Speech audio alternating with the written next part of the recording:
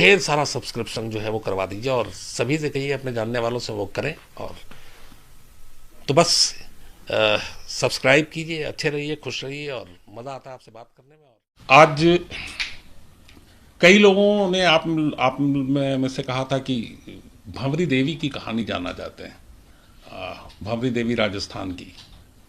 चूंकि इस स्टोरी को मैंने लगातार कई दिनों तक कवर किया, बल्कि कई महीने तक शोज़ भी इस पे गए, वारदात बनाया, और मैं राजस्थान भी गया इसके लिए, जोधपुर गया और उन जगहों पे जहाँ जहाँ से ये केस जुड़ा हुआ था। तो मुझे लगा कि हाँ,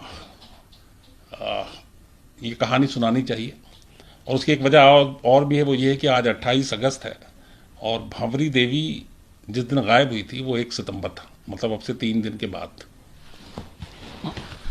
तो एक नर्स ने कहा कि उसके पास एक सीडी है और उस सीडी में एक कैबिनेट मंत्री और एक विधायक की नंगी करतूत कैद है, और अगर यह सीडी आम हो गई तो 3 दिन के अंदर सरकार गिर जाएगी। लेकिन सीडी आम होती उससे पहले वो नर्स ही गायब हो गई, और इसके बाद कहानी शुरू होती है। 2011 का ये वो केस है जो मतलब राजस्थान की सीमा से बाहर निकलकर देश के दूसरे राज्यों में भी सुर्खियों में रहा, और कई दिनों तक रहा, बल्कि महीनों तक रहा। क्योंकि इस केस में सेक्स इन्वॉल्व था, सियासत था, नेता थे और सीडी थी। तो वो सारे एलिमेंट्स थे जो एक स्टोरी को जिस तरीके से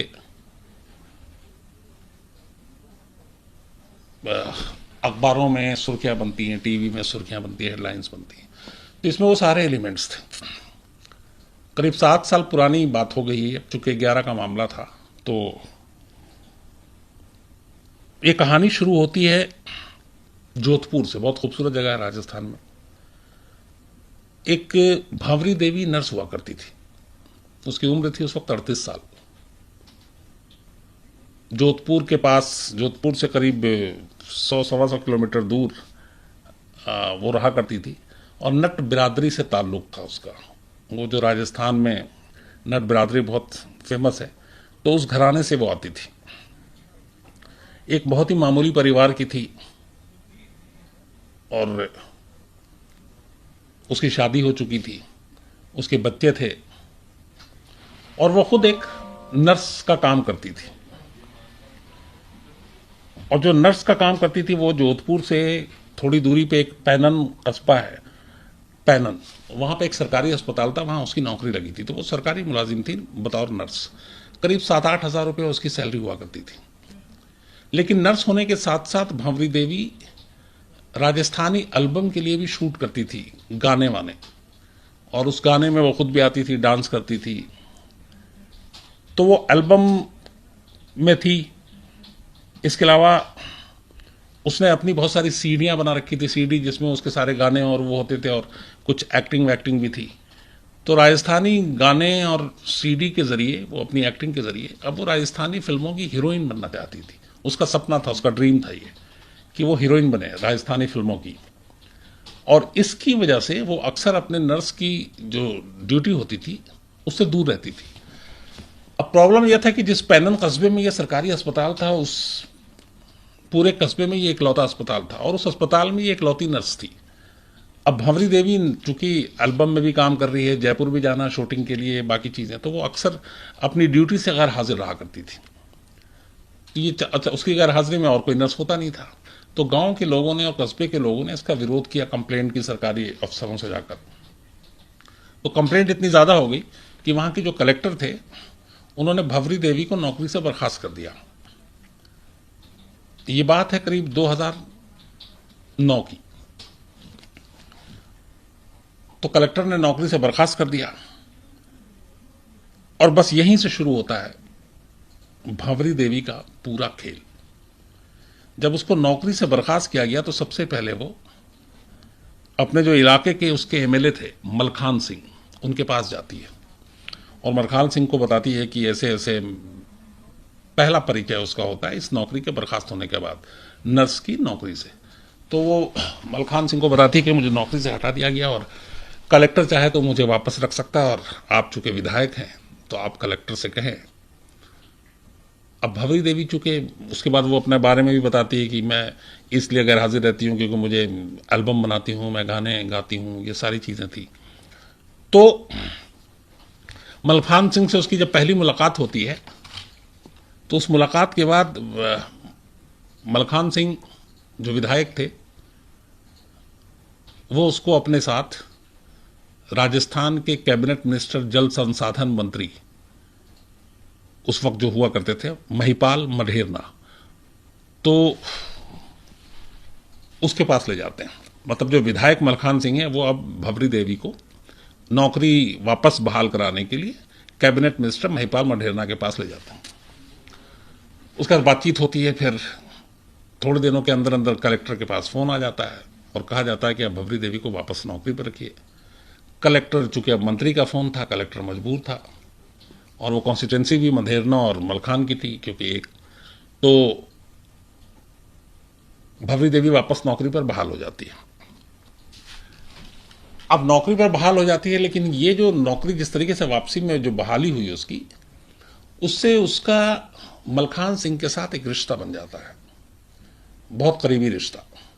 अब मलखान सिंह के साथ उसका आना जाना, मिलना जुलना शुरू होता है। और मलखान सिंह ने चूंकि महिपाल मढेरना जो मंत्री थे, जल संसाधन मंत्री, उनसे ही मिलाया था, तो फिर मलखान सिंह के अलावा उसका मढेरना के साथ भी उठना बैठना, मिलना जुलना शुरू हो जाता है। और ये सिलसिला करीब 2 साल तक चलता है, 2009 से लेकर 2011 तक। इस दौरान वो कई बार जयपुर भी आती है, कई बार पार्टी के फंक्शन में भी जाती है, लगातार फोन पे बातचीत होती है, घर पे भी फोन आता है, और ये रिश्ता यूं ही चलता रहता है। रिश्ते में कड़वाहट तब आती है जब 2011 आ जाता है। अब तक भंवरी देवी इन नेताओं के संपर्क में आने के बाद काफी पावरफुल हो गई थी। उस सत्ता की जो ताकत होती है उसको समझने लगी थी, नेताओं के जो रंग हैं वो जानने लगी थी। और इस दौरान उसने इन नेताओं के करीब आकर बहुत फायदा भी उठाया। एक 7-8 हज़ार की मुलाजिम जो नर्स की उसकी सैलरी हुआ करती थी, वो 7-8 हज़ार ही हुआ करती थी। तो वो 7-8 हज़ार रुपये की कमाने वाली भंवरी देवी अचानक नया घर बनाती है, नई गाड़ी लेती है, मारुति स्विफ्ट, और जो उसके बच्चे थे उनको नामी पब्लिक स्कूल में जयपुर में पढ़ने के लिए भेजती है, वहाँ हॉस्टल में रखती है। अब जाहिर सी बात है ये 7-8 हज़ार रुपये की कमाई पे ये सारी चीज़ें नहीं हो सकती थी, लेकिन भंवरी देवी की पूरी हैसियत बदल जाती है। एक आम घराने की नट बिरादरी की भंवरी देवी देखते ही देखते बहुत अमीर, रईस, और ये सारी कमाई उसकी इन नेताओं के संपर्क में आने के बाद हुई थी। तो यहां तक तो ठीक था, उसकी जिंदगी बदल गई, अमीरी आ गई, सब कुछ आ गया, और वो छोटे मोटे लोगों के काम भी कराने लगी नेताओं से। लेकिन 2011 में दिक्कत तब शुरू हुई जब भंवरी देवी के अंदर अचानक एक ख्वाहिश ने जन्म लिया, और वो ये कि अब उसे भी नेता बनना और चुनाव लड़ना है। अब यहां तक भी ठीक था, लेकिन उसने कहा कि मुझे विधायक का चुनाव लड़ना है और विधायक के लिए टिकट चाहिए।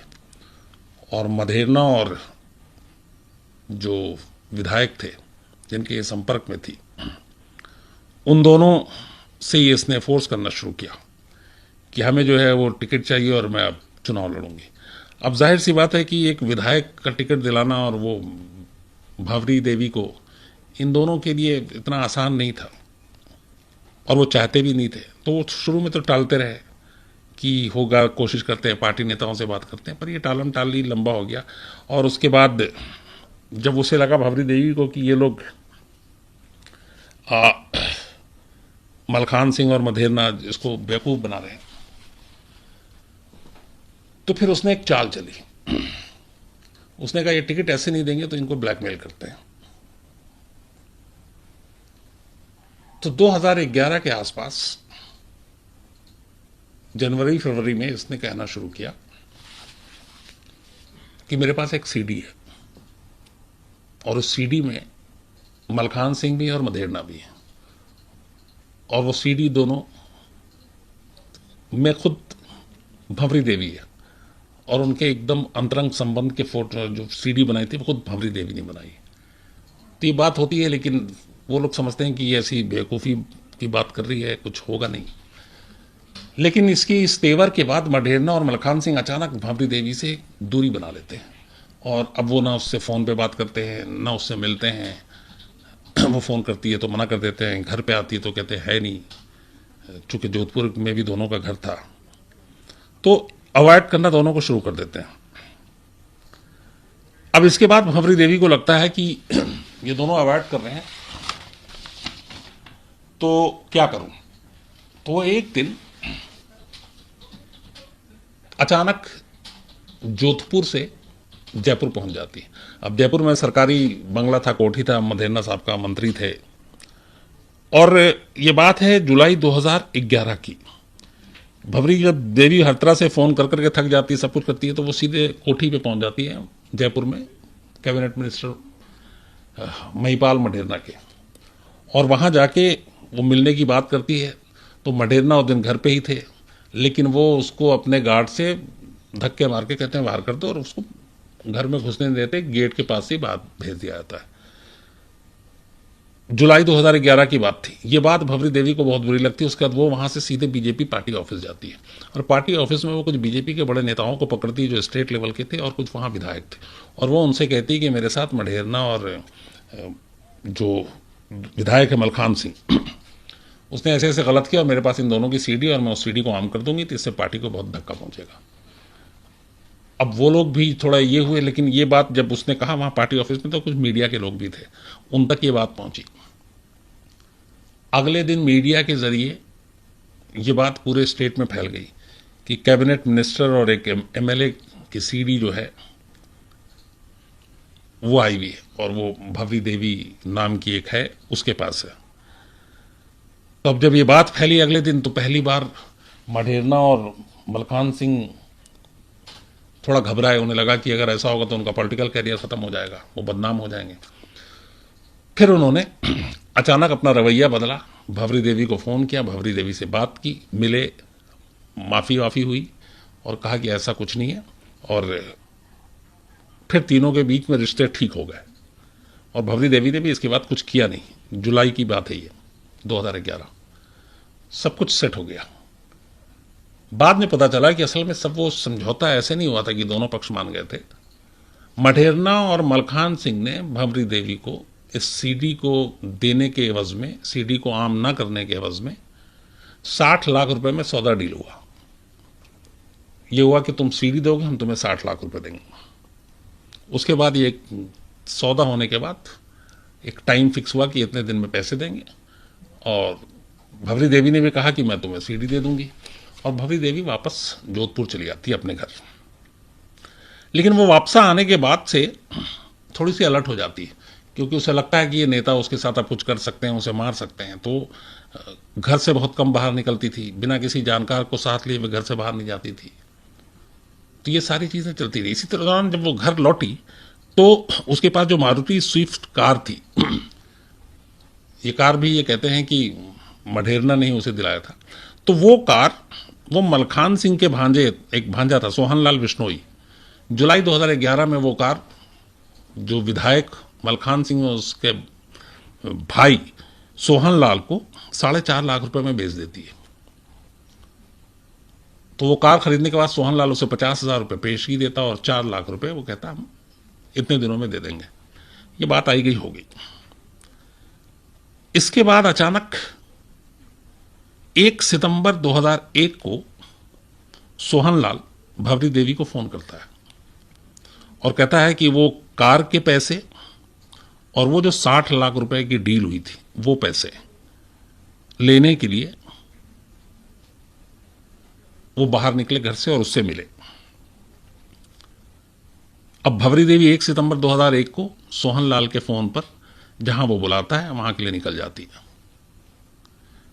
निकलती है और ये उसका आखिरी दिन था। उसके बाद वो कभी घर नहीं लौटती।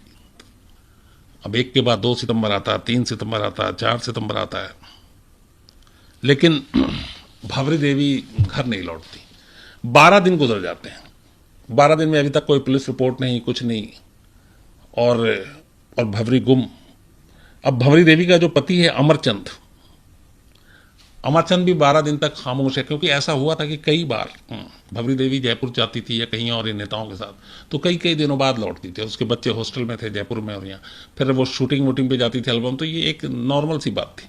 लेकिन 12 दिन तक जब मोबाइल पे भी बात नहीं, कुछ नहीं हुआ, तो फिर 12 दिन बाद 13 सितंबर 2011 को गुमशुदगी के भवरी देवी के 12 दिन बाद अमरचंद जाकर लोकल पुलिस स्टेशन में एक रिपोर्ट लिखाता है भंवरी देवी की मिसिंग की, और उस रिपोर्ट में वो ये लिखा शक जताता है कि मेरी बीवी भंवरी देवी गायब है, और उसके गायब होने के पीछे कैबिनेट मिनिस्टर जो है महिपाल मधेरना और साथ में जो विधायक हैं मलखान सिंह, इन दोनों का हाथ है।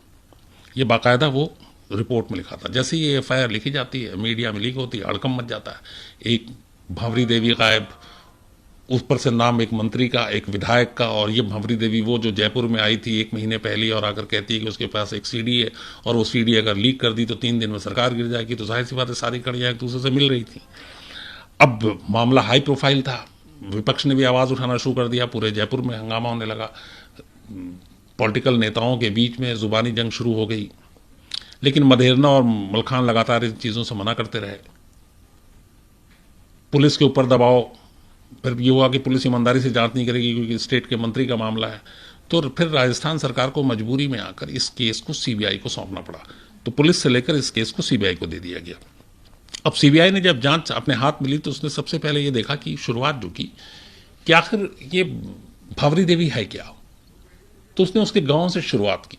वो नट बिरादरी के एक बहुत ही गरीब परिवार से, एक पिछड़े गांव से, उसके बाद उसकी नौकरी लगती है, फिर देखते ही देखते उसका घर, कोठी, गाड़ी, बच्चे नामी प्राइवेट स्कूल में, और इन सब के बीच में एक रिश्ता जुड़ता है मढेरना और विधायक, मंत्री और विधायक के साथ। तो सीबीआई को ये तो पता चल जाता है कि ये सारी चीज़ें हैं। अब सीबीआई को ये था कि जिस सीडी का जिक्र हो रहा है, क्या वो वाकई सीडी एग्जिस्ट करती है, क्या वो सीडी है। इसी बीच में मीडिया के जरिए एक सीडी लीक हो जाती है, और वो धीरे धीरे तमाम चैनल के हाथ में लगती है। हम लोगों के पास भी आई, हम लोगों ने सीडी देखा, बात की, और उस सीडी में सब कुछ साफ साफ था। लेकिन वो सीडी सिर्फ मढेरना और भंवरी देवी की थी, और करीब 52 मिनट की वो सीडी थी। उस 52 मिनट में सारी कहानी, सारी नंगी हरकतें साफ साफ देखी जा सकती थी। तो ये सीडी जब लीक हुई और उसके बाद मीडिया में आ गई तो फिर हंगामा मच गया। इससे एक चीज़ साबित हो गया कि भंवरी देवी झूठ नहीं बोल रही थी, उसके साथ सीडी है उसके पास, और उसने ये सीडी खुद बनाया। और उस सीडी को देख के लगता है कि भंवरी देवी को मालूम है कि उस कमरे में उस वक्त उसकी फिल्म बन रही है, क्योंकि वो फिल्म उसने खुद अपनी मर्जी से, अपनी जानकारी में बनाई थी। तो जब ये सीडी सामने आ गई तो सीबीआई के पास एक पुख्ता सबूत आ गया कि ये फिर सही है, और इसका मतलब भंवरी देवी का वो जो एक धमकी थी वो सही थी, और इसमें ये मंत्री इन्वॉल्व है।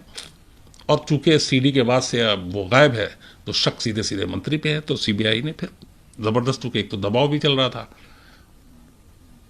तो फिर करीब सितंबर में वो गायब हुई थी। जनवरी 2012 में महिपाल मढेरना को गिरफ्तार कर लेती। इसके बाद विधायक मलखान सिंह को भी गिरफ्तार कर लिया जाता है। इस दौरान फिर सारी चीज़ें अब पूछताछ होती हैं, लेकिन कोई कुछ बोलने को तैयार नहीं। और तभी पुलिस को 4 ही महीने बाद एक सुराग मिलता है, और वो ये कि भंवरी देवी अब इस दुनिया में नहीं है, बल्कि उसका मर्डर हो गया। और ये कत्ल ठीक उसी दिन हुआ जिस दिन वो अपने घर से गायब हुई थी, यानी 1 सितंबर 2011 को। 1 सितंबर 2011 को वो गायब हुई थी सुबह, और 1 सितंबर 2011 की शाम को उसका कत्ल कर दिया गया था। तो जब ये चीज़ें हुई तो पुलिस ने गिरफ्तार कर लिया, मंत्री को भी, विधायक को भी, इन तमाम लोगों को। अब इसके बाद जब पूछताछ हुई तो फिर पूरी कहानी सामने आ गई। उस कहानी में यह था कि भंवरी देवी को यह कहा गया था कि कार के 4 लाख जो सोहन लाल है मलखान सिंह का, वो, और 60 लाख डील के जो आपको सीडी देने हैं, वो आपको पैसे मिल जाएंगे। तो आप वहां से बिलाड़ आना पड़ेगा, ये राजस्थान में जोधपुर से थोड़ा आगे है, तो बिलाड़ एक जगह का नाम था, वहां पे आप आओगे और वहीं आपको मिलना, और सीडी लेकर आना, क्योंकि सीडी देखने के बाद ही पैसे देंगे। तो उसमें एक नाम लिया गया कि आप जब बिलाड़ आओगे तो वहां आपको एक राजू भाई मिलेंगे और राजू भाई आपको पैसे देंगे और राजू भाई को आपको सीडी सौंपना है। अब राजू भाई असल में जो नाम बताया गया था वो राजू भाई राजस्थान का एक वांटेड क्रिमिनल था जिसका असली नाम शहाबुद्दीन था। उसने बहुत सारे सुपारी उपारी लेके मर्डर वर्डर भी किए। तो वो शहाबुद्दीन था जिसको भंवरी देवी को नहीं मालूम। तो उसको कहा गया था एक राजू भाई होंगे जो मदेरना के जानकार हैं खास है। खैर, तो भंवरी देवी गाड़ी में अपनी निकलती है, सोहनलाल उसके पीछे पीछे चलता है ये यकीन दिलाने के लिए कि हाँ चलो वहाँ पे पैसे मिलेंगे बिलाड़ा इलाके में। उसके बाद ये लोग जब रास्ते में एक जगह रुकते हैं तो एक बुलेरो जीप मिलती है। बुलेरो जीप में राजू भाई बैठे हुए थे और उसका एक साथी मौजूद था, दो लोग थे। सोहनलाल पीछे की गाड़ी में था। अब जो है भंवरी देवी वो बुलेरो में बैठ जाती है राजू भाई और उसके एक साथी के साथ। अब बुलेरो जीप चल रही है, वो पूरा बेल्ट जो है बहुत ही सुनसान रहता है। सड़क पे आप आधा आधा किलोमीटर के बाद एक दूसरी गाड़ी दिखाई देगी। उस बुलेरो जीप में ऑलरेडी सीडी प्लेयर की भी फैसिलिटी थी। तो भंवरी देवी उसके बाद अब पीछे जो है वो राजू भाई बैठे हुए तो उसके बराबर में भंवरी देवी और वो सीडी देती है। सीडी को बुलेरो कार में डाल के सीडी प्लेयर में डाला जाता है और वो पूरे 52 मिनट की सीडी को राजू भाई और उसके साथी देखते हैं भंवरी देवी के साथ। और जब वो पूरी फिल्म देख लेते हैं तो इसके बाद फिर वो भंवरी देवी कहती है कि पैसे दे दो, लेकिन तब तक गाड़ी किसी और ट्रैक पे घुमा दिया गया था। तो जब वो दूसरे ट्रैक पे गया जहाँ पे एग्जैक्ट जाना था तो भंवरी देवी को डाउट होता है। तो वो गाड़ी में शोर, उसे डर तो वैसे ही रहता था कि नेताओं से पंगा लिया, तो वो गाड़ी में शोर करने लगती है और ये दोनों घबरा जाते हैं कि अगर कोई आसपास से गुजरेगा तो पकड़े जाएंगे। तो क्या करते हैं, उसका वो और वो साथी भंवरी देवी को बोलेरो जीप में नीचे सीट के नीचे अचानक पटकते हैं और उसके बाद एक उसका अपना पैर उसकी गला पे डालता है, बाकी एक हाथ, और पैर से ही गला कुचल कर भंवरी देवी को मार देते हैं। उसका दम घुट जाता है। अब जब सब कुछ ये हो जाता है तो फिर इसके बाद गाड़ी एक जगह पे रुकती है जाके। वहाँ पे एक और बंदा आता है जो मधेरना का था। वो जो है इस पूरे मामले को नज़र रखे हुए थे, ये लोग सारे फॉलो कर रहे थे। और वहाँ पे से अब इनको कहा जाता है कि एक जलौड़ा जगह है। पहले इनको बिलाड़ा कहा गया था, अब इसके बाद एक जलौड़ा जगह थी जो एकदम सुनसान है। वहाँ पे ईंट के भट्टे भट्टे बहुत हैं। तो वहाँ पे एक और बंदा आता है, एक और कैरेक्टर, उसका नाम था बिश्ना राम। तो बिश्ना राम को अब ये बॉडी दी जाती है और कहा जाता है कि अब तुमको इस ठिकाने लगाने का काम तुम्हारा है। तो अब मर्डर किया शहाबुद्दीन उसके साथी ने। इसके बाद थोड़ा और आगे जाने के बाद भंवरी देवी की बॉडी को सौंपा गया एक बिश्ना राम बिश्नोई को। उसके बाद वो उस बॉडी को लेके एक पिपाड़ इलाका है वहां पहुंचता है। पिपाड़ इलाके में ले जाकर जो बिश्ना राम था वो वहां के एक जंगल में, जिसमें सारी वो ईंट की भट्टी भट्टी भी उधर थी, वहां ले जाके उसको आग के हवाले कर देता है और भंवरी देवी की लाश को जला देता है। और जब तक पूरी लाश नहीं जल जाता वो वहीं रहता है। उसका लाश जब एकदम बिल्कुल राख हो जाती है तो फिर वो वहां से निकलता है और वापस घर पहुंच जाता है। तो ये मर्डर तो सारा हो गया। अब सीबीआई ने पकड़ भी लिया। अब ये था कि जब तक लाश नहीं मिलेगी तब तक प्रूफ नहीं होगा कि ये कत्ल हुआ है। अब लाश के लिए लोकेशन जो है, जब शुरू में पकड़े गए तो ये लोग अलग अलग लोकेशन बता रहे हैं, तो लाश मिल नहीं रही है, तो वो परेशानी अलग। लेकिन बाद में खैर सही लोकेशन तक पुलिस पहुंची और वहां से सिर्फ राख मिले और हाँ कुछ उसके अंगूठी और वो सारी चीजें मिली और फिर उसके दांत वांत जो थे, तो उसका डीएनए भी हुआ और उस राख का भी डीएनए हुआ, जिससे पता चल सके कि इसमें मानव अंग थे कि नहीं, जलाए गए कि नहीं। तो जब सारी रिपोर्ट आई तो फिर उससे मैच किया गया कि हाँ इसमें भंवरी देवी के अंश थे, भंवरी देवी को जलाया गया। तो इसके बाद सारी चीज़ें हुई और ये सारे फंस गए। लेकिन फिर नया मोड़ तब आता है जब ये पता चलता है कि जिस पति ने रिपोर्ट लिखाई थी भंवरी देवी की गुमशुदगी की, उसके अपने पति ने, वो पति भी इसमें शामिल था, इस साजिश में। और उसके बारे में 120 के तहत फिर सीबीआई ने मामला दर्ज किया। तो जिस दिन ये भंवरी देवी गायब हुई थी उसके पति को पूरी प्लानिंग मालूम थी। अच्छा, पति भी बहुत गरीब और भवरी देवी उसको बहुत ज़्यादा भाव भी कभी नहीं देती थी, और वो चूंकि उसके बड़े ऊंचे ऊंचे लोगों के साथ उठना बैठना सब शुरू हो गया था, तो अपने पति के साथ बर्ताव बहुत ही बुरा करती थी। और इससे भी अमरचंद जो उसका पति है वो नाराज रहता था, और उसे ये भी पता था कि उसकी पत्नी के किन किन के साथ रिश्ते हैं। तो ये सारी चीज़ें ऐसी थी कि उसे लगा कि ये 60 लाख की जो डील है, ये सारे पैसे मेरे पास आ जाएंगे, भवरी भी मर जाएगी, पीछा भी छूट जाएगा, मैं अकेला फिर रहूँगा, गाड़ी घर ये सब मेरे होंगे। तो इस चक्कर में वो इस साजिश में शामिल हो गया था। तो शुरुआत में जो कंप्लेनेंट था, बाद में वो भी साजिश का मोहरा निकला, फिर पुलिस ने उसे गिरफ्तार कर लिया। इसके बाद ये मुकदमा वहाँ की सेशन कोर्ट में चलना शुरू हुआ। 17 टोटल आरोपी बनाए गए। इसमें मलखान सिंह की फैमिली के भी कुछ लोग थे। फिर ये पता चला कि सीडी में तो भवरी देवी और मधेरना जो मंत्री हैं उनके थे तस्वीरें, लेकिन जो मलखान सिंह विधायक था, उस विधायक से भवरी देवी की एक बेटी भी थी।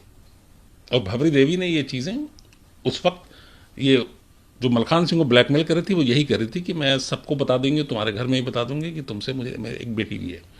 तो वो अलग ब्लैकमेल हो रहा था, मधेरना का सीडी आ गया, वो अलग ब्लैकमेल हो रहा था। तो फिर इन सारे लोगों को बाद में गिरफ्तार किया गया, और फिर इन लोगों ने अपना जुर्म कबूल भी किया। तो 17 इसमें आरोपी बनाए गए सीबीआई ने, और 2012 में सीबीआई ने इसमें चार्जशीट दाखिल कर दी। लेकिन जब चार्जशीट दाखिल की और सभी पे जो इल्ज़ाम लगाया था वो हत्या और किडनैपिंग का, मर्डर एंड किडनैपिंग, और अमरचंद जो उसके पति के खिलाफ है वो किडनैपिंग में मदद करना और साजिश में शामिल होना 120 भी, तो इसके खिलाफ ये मामला दर्ज किया। कुल अलग अलग 298 इसमें गवाह थे जिनको गवाहियां हुई जिनकी। लेकिन 12 के बाद करीब 16 महीने, 13, 14 एंड तक ये पूरी चार्जशीट की कार्रवाई पे रोक लगा दी गई, ये राजस्थान हाईकोर्ट के आदेश पे, क्योंकि कुछ लोग पहुंच गए थे कि इसमें सही जांच नहीं हुई और सही चीजें नहीं हुई, तो ये चार्जशीट पे कार्रवाई ना हो। तो इस चक्कर में करीब 1.5-2 साल ऐसे निकल गए। तो 16 महीने तक चार्जशीट पे बहस रुकी रही। फिर अगस्त 2014 से ट्रायल शुरू हुआ। अगस्त 2014 से ट्रायल शुरू हुआ, ये 2018 चल रहा है। लेकिन अभी भी निचली अदालत का फैसला नहीं आया, मतलब सेशन कोर्ट का, कि मढेरना का क्या होगा, मलखान सिंह का क्या होगा। हालांकि ये सब गिरफ्तार हो गए थे तभी, और पिछले करीब, चूंकि ये जनवरी 2012 में गिरफ्तार हुआ था मंत्री और विधायक, तो 6 साल से जेल में है। लेकिन अभी तक 14 से ट्रायल शुरू हो चुका है, कोर्ट का फैसला आया नहीं है। कोर्ट के फैसले का सभी को इंतजार है, जबकि भवरी को मरे हुए करीब 7 साल हो चुके हैं। और इसमें जो सारे सबूत हैं, जो सीबीआई का अपना पक्ष है, जो चार्जशीट है, उसके हिसाब से वो पूरा पुख्ता सबूत है कि कैसे भवरी देवी को इन लोगों ने मारा। तो ये वो कहानी थी जिसने राजस्थान की राजनीति में एक भूचाल सा ला दिया था, क्योंकि इसमें एक भवरी देवी ने, एक मंत्री, एक विधायक, इन तमाम लोगों को कैसे अपनी साजिश का मोहरा बनाया था, कैसे उसकी ख्वाहिशें बड़ी थी और उसको नेता बनना था, विधायक का चुनाव लड़ना था। और ये भी था कि उसने 1-2 ऐसे क्लू छोड़े थे कि वो सीडी जो थी, भवरी देवी ने वो 60 लाख बेशक उसको में डील किया था, लेकिन भवरी देवी को एहसास था इस बात का कि ये लोग उसके साथ डबल गेम खेल सकते हैं। तो भवरी देवी ने सीडी की कॉपी बनाकर अलग अलग जगहों पर रखी थी। एक तो अजमेर में किसी बैंक का एक लॉकर था, उस लॉकर में भी उसने सीडी की कुछ कॉपियां रखी थी, ताकि अगर उसे कुछ हो तो ये लोग बच ना सकें। और बाद में सीबीआई को कुछ सबूत ऐसे मिले जिसके बाद वो अजमेर गई, अजमेर के उस लॉकर को खोला और वहां से सीडी की कॉपी भी निकली। तो ये सारी चीजें थी जिसमें एक भवरी देवी की महत्वाकांक्षा, एक भवरी देवी को सत्ता का की ताकत का नशा, वो सारी चीज़ें चाहिए थी जो उसने 2-3 सालों के अंदर देखे थे। और दूसरी तरफ वो नेता जो मौका परस्त थे, उन्होंने कैसे इस्तेमाल किया। ये पूरी कहानी थी भवरी देवी की, जिसके ऊपर एक फिल्म भी बनी जिसमें ओमपुरी ने महिपाल मधेरना का रोल प्ले किया था, और भवरी देवी,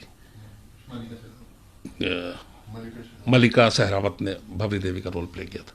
तो ये थी पूरी भवरी देवी की कहानी। ढेर सारा सब्सक्रिप्शन जो है वो करवा दीजिए, और सभी से कहिए अपने जानने वालों से वो करें। और तो बस सब्सक्राइब कीजिए, अच्छे रहिए, खुश रहिए, और मज़ा आता है आपसे बात